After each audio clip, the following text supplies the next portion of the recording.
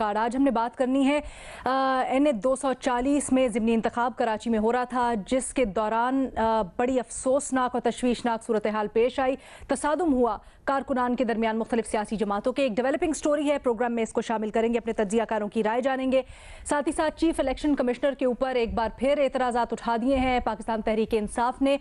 इसकी वजह क्या है, इल्ज़ामात क्या हैं, इन डेप्थ इसका जायज़ा लेंगे। लेकिन सबसे पहले हम बात करेंगे आपकी, आवाम की मुश्किलात की, क्योंकि जी एक बार फिर पेट्रोल की कीमतों में इजाफा हो गया है, पेट्रोलियम मसनूआत की कीमतों में इजाफा हो गया है। ये तकरीबन 21 रोज़ में तीसरी बार इजाफा हुआ है और अब 235 रुपए का पेट्रोल हो गया है। अवाम शदीद तंग हैं, तिलमिला उठे हैं, कहते हैं ये हो क्या रहा है हमारे साथ। और अभी एक्सपेक्टेशन ये भी है, ऐलानात ये भी किए जा रहे हैं कि IMF से जो मुआहिदा हुआ है उसके नतीजे में मज़ीद भी कीमत बढ़ सकती है। तो जो हमारे वज़ीर ख़ज़ाना है, जो हुकूमत है, उसने इंटीमेट कर दिया है। लेकिन इसकी साथ साथ वजह भी बताते हैं। वो कहते हैं कि जो IMF से मुआहिदा हुआ पिछली हुकूमत यानी पाकिस्तान तहरीक इंसाफ की हुकूमत का, ये सब कुछ उसकी वजह से हो रहा है। वो कहते हैं कि इतना नाकिस वो मुआहिदा था कि उसकी वजह से हमें मजबूर होकर ये सब कुछ करना पड़ा है। और न सिर्फ ये, बल्कि जाते जाते जो IMF से मुआहिदा कर लिया था PTI ने, उस पर अमल दरामद भी नहीं किया और बल्कि पेट्रोल की कीमतें नहीं बढ़ाई। तो अब ज़्यादा बोझ पड़ा है, इसलिए अवाम के ऊपर तो हमें ये डालना पड़ रहा है। लेकिन कहते हैं कि अवाम समझते हैं कि मुल्क की मईशत को सही करने के लिए ये इकदाम ज़रूरी हैं। अब ये ज़रा अपने एनालिस्ट से जानेंगे कि ये जो दावा करें कि अवाम समझते हैं कि ये ज़रूरी इकदाम हैं जो करने की ज़रूरत है, इसमें कितनी हकीकत है। क्योंकि साबिक वज़ीर आज़म इमरान खान तो ये कहते हैं कि जो मौजूदा हुकूमत है इसके पास दावों के बरक्स कोई प्लान नहीं है, और बल्कि ये वहाँ तक सिचुएशन को, सूरत हाल को ना ले जाए कि मुल्क की खुद मुख्तारी के ऊपर सवाल उठ जाए। अब इस सारी सूरत हाल के ऊपर बुनियादी सवाल जियाकारों के लिए कुछ यूँ कि क्या अवाम मौजूदा हुकूमत की वजाहत कबूल करेंगे, हाँ या नहीं के ऑप्शंस हैं हमारे तज्जियाकारों के पास। आज पैनल पर हमारा साथ दे रहे हैं सुहेल वड़ाइद साहब, मज़हर अब्बास साहब, हफीजुल नियाजी साहब, बेनज़ीर शाह साहिबा और शहजाद इकबाल साहब भी हमारे साथ मौजूद हैं। बेनज़ीर, सबसे पहले आपसे जानना चाहूँगी, आप अवाम में निकलती हैं, अवाम की नब्ज़ पर आपका हाथ होता है, क्या आप ऑब्जर्व कर रही हैं? ये दावे तो हो रहे हैं कि जी हमने मईशत की डायरेक्शन सही करनी है, उसके लिए मुश्किल फ़ैसले हैं, लेकिन ये जो कहा जा रहा है कि अवाम इसको समझते हैं, कबूल करते हैं, क्या वाकई में ऐसा है?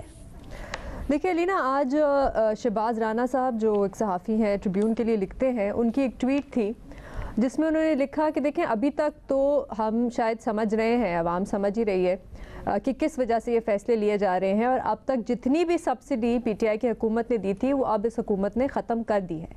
लेकिन अब इसके आइंदा दिनों में अगर पेट्रोल की कीमत बढ़ती है तो इस हुकूमत को ज़िम्मेदारी लेनी पड़ेगी।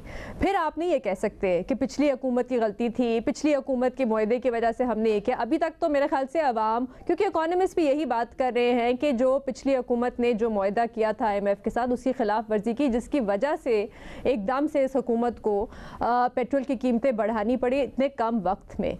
लेकिन इसके बाद जो आप फैसले लेंगे वो उसकी ज़िम्मेदार आप ही होंगे। अच्छा, एक तो बात ये, दूसरी बात है लीना, ये जो मेरे ख्याल से कहना बहुत ज़रूरी है वो ये कि देखिए, मिफ्ता इस्माइल साहब इस हुकूमत के फाइनेंस मिनिस्टर हैं। वो बहुत से मुश्किल फ़ैसले ले रहे हैं और बहुत ज़रूरी है कि उनकी जो अपनी सियासी जमात है वो उनके साथ खड़ी हो इस वक्त में, क्योंकि ऐसा नहीं हो सकता कि जब वो मुश्किल फ़ैसले ले रहे हैं और आके ऐलान कर रहे हैं तो पीछे से आप छुप के उनके ख़िलाफ़ मुहिम चला रहे हैं या तनकीद कर रहे हैं या उनको पब्लिकली अंडरमाइन कर रहे हैं। और यहाँ पे मैं सिर्फ इसाक डार साहब की बात नहीं कर रही, और भी बहुत से लोग हैं इस पार्टी में। तो या तो आप उनके साथ खड़े हो और उनके फ़ैसलों के साथ खड़े हों, या फिर आप जाके शहबाज शरीफ साहब वज़ीर आज़म से कहें कि ठीक है, हमें इन पे एतमाद नहीं है, आप इनसे कहें इस्तीफ़ा दें और साइड पे हो जाएं, जो मेरे ख्याल से वो दे देंगे, वो शायद इस्तीफ़ा दे के साइड पे हो जाएंगे। तो ये भी बहुत ज़रूरी है कि आप जो पूरी हुकूमत है वो इन फैसलों की ज़िम्मेदारी। एक तीसरी छोटी सी चीज़ अलीना मैं ये कहना चाहूँगी, ये भी बहुत ज़रूरी है कि ये हुकूमत बार बार आके अवाम को बताए कि किस वजह से आलमी मंडी में तेल बढ़ रहा है। ये इतना कोई टेक्निकल इशू नहीं है, आपको समझाना भी पड़ेगा कि किस वजह से, जैसे आजकल लिबिया से एक्सपोर्ट जो है तेल की वो बंद हुई है जिसकी वजह से तेल की कीमतें बढ़ रही है। दिलचस्प बात है रशिया का जो बात कर रही है ना, एक छोटी सी चीज मैं यहाँ पे सिर्फ एक लाइन में यहाँ पे ऐड करूंगी, सियासत करते थे और इसी चीज को कैश करते थे। एक मैं यहाँ पे सिर्फ ये लेके जाना लाइन, सिर्फ मैं एक अलीना यहाँ पे लाइन ऐड करना चाहूंगी। अभी ये बात भी चल रही है कि जो अमेरिका के सदर है जो बाइडेन, वो अभी दौरे पे जा रहे हैं सऊदी अरेबिया, तो हो सकता है कि वो, और उनकी कोशिश यही होगी कि सऊदी अरेबिया से कहा जाए कि आप अपनी ऑयल की प्रोडक्शन जो है बढ़ाएं, तो हो सकता है कि अगर वो ये हो जाती है एग्रीमेंट तो शायद तेल की कुछ कीमतों में कमी आए, हम उम्मीद ही रख सकते हैं। ठीक है शहजाद, ये बड़ी दिलचस्प बात जो बेनज़ीर ने कही, वो कहती हैं कि जी ये किस तरह से कन्विंस करेंगे ये देखना होगा, उनको जाके बताना चाहिए टेक्निकल डिटेल्स अवाम को। लेकिन ये वही हुकूमत है जब अपोजिशन में थी तो तनकीद करती थी जो उस वक्त की हुकूमत थी PTI उसके ऊपर, और कहती थी जी इन लोगों ने क्यों बढ़ाएं, ये तो आवाम के ऊपर बोझ डाल दिया है। आज जब आवाम इस सिचुएशन में है कि 234 235 के ऊपर पेट्रोल पहुंच गया है और उनको समझ नहीं आ रही कि वो क्या करें, तो ये कैसे उनको समझा पाएंगे? क्या ये मुमकिन भी है? बहुत शुक्रिया अलीना, मुझे इस सवाल में थोड़ा सा ज्यादा वक्त दे दीजिएगा। मैं आदाद शुमार के साथ कुछ बातें करना चाहूंगा, बेशक बाकी आंसर्स में आप कम टाइम दीजिएगा। एक तो जो आपका बुनियादी सवाल है कि अवाम इससे समझेंगे, अवाम नहीं समझेंगे। जाहिर सी बात है, जिसके जेब पर पिछले 20-21 दिन में 120 रुपए का डीजल पे बोझ पड़ गया हो, तकरीबन 85 रुपए का पेट्रोल पे बोझ पड़ गया हो, तो वो तो ये नहीं समझते कि ये क्या मैक्रो इकोनॉमिक PTI को करते थे, आज नूली को करेंगे। एक सर्वे भी इसको नहीं एक्सेप्ट करते, तो आवाम सादा लोग हैं, वो जेब पे असर पड़ता है, वो तो हुकूमत को ही ब्लेम करेंगे। दूसरा, ये जो ट्वीट का भी बेनजीर साहब ने हवाला दिया है, ये बिल्कुल गलत बात है। इसको नंबर्स के जरा साथ समझने की कोशिश करें। 11 अप्रैल को हुकूमत आई है, उसके बाद से सब्सिडी देने का फैसला इस हुकूमत का है, सब्सिडी विड्रॉ करने का फैसला इस हुकूमत का है। तहरीक इंसाफ ने 1 मार्च को जो फैसला किया था, उस वक्त पेट्रोल की प्राइस इंटरनेशनल मार्केट में 90 या 92 डॉलर्स की थी। पूरे मार्च के महीने में जो सब्सिडी दी गई वो 28 अरब रुपए की थी। अप्रैल के 10 दिन, पहले 10 दिन तहरीक इंसाफ की हुकूमत थी, उसमें जो सब्सिडी दी गई वो 25 अरब रुपए की थी। 11 अप्रैल को शहबाज शरीफ साहब आते हैं और उसके बाद से लेकर अब तक जितनी सब्सिडी दी गई है उसकी जिम्मेदारी नून लीग पर आती है, क्योंकि इंटरनेशनल मार्केट में कीमतें भी बढ़ने लगी और डॉलर जो 183 184 पे आ गया था, आज वो 208 पे पहुंच चुका है। तो डॉलर अगर बढ़ेगा तो आपको और तेल महंगा पड़ेगा। ये हुकूमत की जिम्मेदारी थी कि वो पहले दिन आके तहरीक इंसाफ का फैसला बदल लेते, तो आपकी जो सब्सिडी जेब से जाती वो 50 अरब की होती, इससे ज्यादा की नहीं होती, या 53 बिलियन की होती। उसके बाद जो सब्सिडी दी वो आपका फैसला था, क्योंकि पहले आप ये फैसला नहीं कर पा रहे थे कि हुकूमत चलानी है या नहीं चलानी है। फिर आप ये फैसला नहीं कर पा रहे थे कि ये सख्त फैसले करें या ना करें, जबकि IMF बार बार ये कह रहा था। और देखें, तहरीक ये मिफ्ता इस्माइल साहब जब गए थे वॉशिंगटन, वहां तो IMF ने कहा था कि इस मुआहदे को खत्म करके नया मुआहदा कर लेते हैं। मिफ्ता इस्माइल साहब ने कहा नहीं, इसी मुआहदे को कंटिन्यू करते हैं, $2 बिलियन भी बढ़ाएंगे 1 साल के लिए, इसको और आगे भी लेके जाएंगे। तो ये फैसला इस हुकूमत के पास था। अब यहाँ पे ना आप IMF को ब्लेम कर सकते हैं, क्योंकि पाकिस्तान एक मकरूज मुल्क है जो कि सब्सिडी बर्दाश्त नहीं कर सकता। IMF और नो IMF हम सब्सिडी नहीं दे सकते। तो जो भी हुकूमत इस वक्त है उसको इस बात का उसकी जिम्मेदारी लेनी चाहिए, और इसकी वजह सिंपल है, इसमें किसी हुकूमत के जेब में पैसा नहीं जा रहा है। ना इमरान खान लेके जा रहे थे, जब उन्होंने कीमत बढ़ाई नवाज शरीफ साहब ने क्या कहा था, रात के अंधेरे में कीमतें बढ़ा दी। ना इमरान खान जेब में लेके जा रहे थे पैसा, ना शहबाज शरीफ जेब में लेके जा रहे हैं पैसा। दुनिया में इस वक्त तेल की कीमतें $120 पे पहुंच चुकी हैं, हमारा रुपया मजीद गिरता जा रहा है, इसलिए तेल हमें महंगा पड़ रहा है। अब ये हुकूमत की जिम्मेदारी है कि वो सब्सिडी कब दे कब ना ले। ये बात बिल्कुल गलत है कि कल सब्सिडी खत्म हुई है। तहरीक इंसाफ की सब्सिडी तो 10 अप्रैल को खत्म हो गई थी, उसके बाद इस हुकूमत ने फैसला करना था कि सब्सिडी देनी है या नहीं देनी है। सिंपल सी बात है, इंटरनेशनल मार्केट में जितनी कीमतें बढ़ी है, पाकिस्तान वो सब्सिडी देना अफोर्ड नहीं कर सकता। बेनजीर, क्या आप कुछ कमेंट करना चाहेंगे? आगे बढ़ जाऊं। नहीं एलिना, अगर ठीक है, अगर शहजाद के पास इसके स्टैट्स हैं, मैं तो शहबाज राना को एक बहुत अच्छा सहाफ़ी समझती हूँ, और मुझे तो उनकी ट्वीट की यही समझ आई कि वो ये कहते हैं कि अब जाके सब्सिडी सारी ख़त्म हुई है। लेकिन अगर शहजाद कहते हैं क्योंकि उनके पास स्टैट्स हैं, तो मैं तो उनको वो नहीं करूँगी, कॉन्ट्रडिक्ट नहीं करूँगी। इसकी वजह ये है ना, इसकी वजह ये है कि जो तेल की कीमत है ना, जब सब्सिडी सेट, नहीं, मैं यूजलेसली कॉन्ट्रडिक्ट नहीं करूँगी। अगर मेरे पास कोई फैक्चुअल एविडेंस होता तो मैं बिल्कुल आपसे इस पे आर्ग्यू करती, लेकिन मेरे पास नहीं है, तो इसलिए मैं इस पे आपको कॉन्ट्रडिक्ट नहीं करूँगी। मैं सिर्फ इसको एक समझाने की ये बात कोशिश कर रहा हूँ कि जितनी सब्सिडी उस वक्त जब समझा रहे थे, हमें कर रहे थे, बिल्कुल ठीक है, तो उस वक्त इंटरनेशनल मार्केट में प्राइस थी $90 की। अब जब अनफॉर्चुनेटली शहबाज शरीफ साहब की हुकूमत आई है, बड़ी टेक्निकल बात है। अब बात जो बिल्कुल सादा बात है ना, वो ये है कि अगर मुझे रोटी नहीं मिल रही, अगर मेरी बिजली बढ़ने वाली है आने वाले दिनों में जैसे कि एक्सपेक्ट किया जा रहा है, तो और ऊपर से दुकानदारों के से मुतल्लिक भी हमें ये पता चल रहा है कि जी हुकूमत एक प्लान तैयार किया है जिसके मुताबिक जो 8 बजे के बाद दुकानें बंद करने का कहा जा रहा था, उसके ऊपर अमल दरामद इस तरह करवाया जाएगा कि 7 से 10 बजे तक जो कमर्शियल फीडर्स हैं उनको बंद ही कर दिया जाएगा। तो नियाजी साहब, आप क्या देख रहे हैं? ये तो पूरी की पूरी बड़ा इम्पैक्ट करेगा हमारे सोशल सेटअप को। आप इकोनॉमिक सेटअप को आप क्या देख रहे हैं? अवाम किस तरह से इसके ऊपर रिएक्ट करेगी सर? मैं तो लीना बदकिस्मती समझें या ये समझें कि कुछ ज़्यादा ही जो जहन जो है मुतासर हुए है, मैं तो एक कैटास्ट्रॉफी देख रहा हूँ और मेरा जवाब नहीं में है। जिन लोगों को इमरान खान साहब ने अपना हम नवाब बना लिया है या मेरे नज़ीर वर्गला लिया है, ये चाहे उसके सामने जो बेनज़ीर साहब ने कहा है कि और उसका जवाब शहजाद साहब ने दे भी दिया है, चाहे ये अवाम को जाके बताएं, चाहे ये कुछ कर लें, इनकी कलाम व नर्म नाज़िक बेअसर ही रहनी है। मुझे ये सिंपल बताएं कि अगर आपको उड़ना नहीं आता था तो आपने पंगा लिया क्यों है?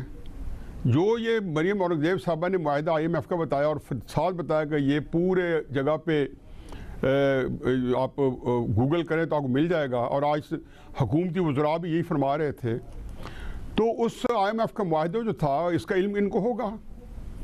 और फिर मिफ्ताह जो है बहुत कॉम्पिटेंट आदमी है, टेक्निकली बड़े साउंड आदमी है।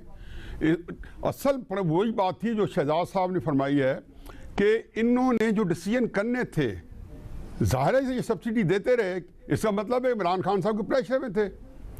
और मैंने ये देखा है कि सिर्फ वो नहीं थे, सारे लोग इमरान खान साहब के प्रेशर में थे। तासुर ये दिया गया और बड़े अहम लोगों की तरफ से दिया गया। और मेरे सामने की बातें हैं कि हमें 12-13 अरब डॉलर पहले 2 हफ्ते के अंदर मिल जाएंगे। 15-16 अप्रैल को मिफ्ताह साहब वाशिंगटन होंगे, IMF से कोई ट्रांजिशनल उनको कमिटमेंट दे के मनवा लेंगे, और उसके बाद 3 अरब सऊदी अरब ने देने थे, 3 अरब UAE ने, कोई 2 अरब कतर ने देने थे, 3 अरब चाइना ने देने थे, और 1.5-2 अरब IMF से ये 12-13 का पैकेज था जो इन्हें हर सर्कल में बताया अपने अंदरूनी में, लेकिन वो कहते और हैं एक दूसरे को बताते रहे कि आने वाला है। अब हमने सारे डिसीजंस मुश्किल कर भी देखे ना, ये तो अगर इन्होंने भी आगे आप 2 से 2.5 महीनों में इसके लीना अगर इन्होंने भी मेरी तरह फैसले करने हैं, फिर उसके बाद आप देखो आज ये कसमपुसी का आलम है। आज जब सारे वजीर बैठे थे तो मुझे तरस आ रहा था, वो ऑप्टिक्स चेंज करना चाहते थे, जो अभी मैंने पत्नी शहजाद साहब ने बताया या बेनज़ीर साहब ने कि ऑप्टिक्स चेंज करने चाहिए। ऑप्टिक्स नहीं चेंज हो सकते, मुझे चेंज करके दिखाएं। और फिर इमरान खान साहब जो है वो एक दिन का प्रोसेस नहीं है, वो मिसमराइज कर देते हैं अपने मानने वालों को। उन्होंने सहरंगेज किया हुआ है। इस फिगर्स के गोरखधंधा छोड़ें, पाकिस्तान सिंक कर रहा है, इसके बारे में अंदरूनी खानन की यही बातें हैं। तो इन्होंने उड़ते हुए तीर को क्यों बगल में लिया, जब ये इनको नहीं पता था? एक आम आदमी कह रहा था कि आप ना जाएं इस वोट और नो कॉन्फिडेंस की तरफ। और जो आजकल दोबारा एक नई लड़ाई शुरू हो रही है, वहां में मैच शुरू हो रहा है 3-4 दिन से, आप देखो। मज़हर साहब भी ये कई दफा कह चुके हैं, लेकिन आपसे थोड़ी सी मुख्तलिफ राय रखते हैं मज़हर अब्बास साहब इस इशू के ऊपर, क्योंकि मज़हर साहब बड़ी दफा कह चुके हैं कि अवाम ने तो एक तरह से कबूल कर ली है, क्योंकि कहीं पे एहतजाज नहीं नजर आ रहा। जो रिवायती तौर पर महंगाई के ऊपर हमें नजर आता है कि लोग बाहर निकले, कोई हड़ताल करें, कोई एहतजाज करें। मज़हर साहब, क्या आप अभी भी अपने मौकिफ के ऊपर कायम है? देखिए, जवाब तो मेरा नहीं है। और दूसरी ये कि अवाम अगर नहीं एहतजाज कर रहे हैं तो इसका ये मतलब नहीं है कि अवाम आपको सपोर्ट कर रहे हैं। अवाम इररेलेवेंट होते जा रहे हैं इस पूरे सिस्टम से। और ये बिल्कुल आप इत्मीनान रखें, ये पब्लिक है, सब जानती है। और यही सवाल वो करते हैं कि भाई आप ये जब सूरत हाल थी तो आपने ये सारा अमल किया क्यों? अगर आप इस सूरत हाल से नहीं निकल सकते थे तो या तो आप चुप रहते, इस हुकूमत को, पिछली हुकूमत को अपना टेन्योर पूरा करने देते। वो की पॉलिसी थी, उन्होंने IMF से मुआहिदा किया था ना, तो उस मुआहिदे के बाद आपने आके जो है हुकूमत तब्दील करने की जरूरत क्या थी? आप करते तो। अब देखिए, और दूसरा बात यह है कि ये एक बुनियादी बात है, मैं पहले भी करता हूँ, जब तक आपकी माशी पॉलिसी, आपकी सियासत की ज़ेरे साया रहेगी और ताबे रहेगी, आप कभी भी एक बेहतर इकोनॉमिक पॉलिसी नहीं वज़ा कर सकते। इसलिए कि आप सियासी फैसले करते हैं, आप माशी सूरत हाल को सामने रखते हुए फैसले नहीं करते। आप अपने ऑप्टिक्स तो देखें हुकूमत के। आप अगर माशी सूरत हाल इतनी संगीन होती तो आप इस कैबिनेट को 50% कम कर देते, खत्म कर देते वजारतें बहुत सी जो हो सकती हैं। लेकिन आप अवाम से अपने आप को करीब करते ही नहीं हैं। सर, वो तो आज उन्होंने कहा है कि वजीर आजम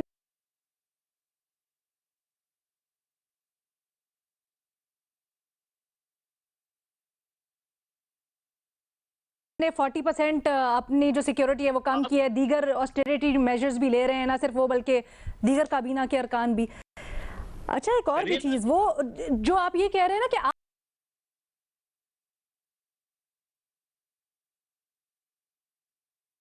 आप आए क्यों, इस पे शहजाद भी हमारी जरा रहनुमाई कर सकते हैं कि जब बार बार हम लोग ये सवाल करते हैं तो हुकूमत इसका जवाब ये देती है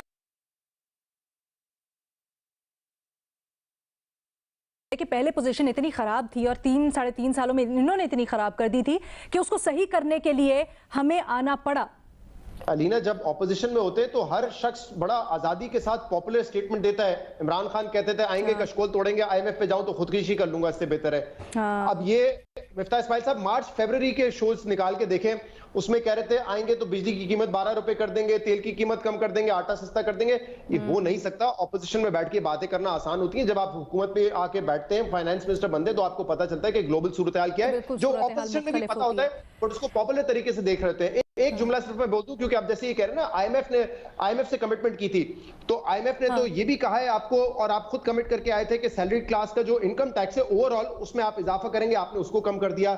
और ऐसी बाकायदा ब्लेटेंट मिस्टेक्स हैं जो आपने बजट में की हैं, जो कि IMF की जो कंडीशंस हैं उसके बरक्स हैं, जिसकी वजह से अब आप उन प्लान्स को दोबारा चेंज करने जा रहे हैं। तो फिर ये इसमें माजी की हुकूमत का क्या कसूर है? आपने IMF के पास लेके जाना है, आप या सोच लें या पॉपुलर डिसीजन लेंगे या वो फैसले करेंगे। ये आपका पॉइंट बिल्कुल बजा शहजाद, लेकिन आपको याद है कल ही हम इस चीज के ऊपर बात कर रहे थे कि बहुत से सीनियर इकोनॉमिस्ट्स हैं, वो ये समझते हैं कि जो 3 साल में जिस तरह से जो बर्बादी हुई है, जो इकोनॉमी की हालत है, वो उससे पहले ऐसी नहीं थी, अब ज्यादा खराब है जो इन लोगों को मिली है, जो इन्होंने इनहेरिट की है।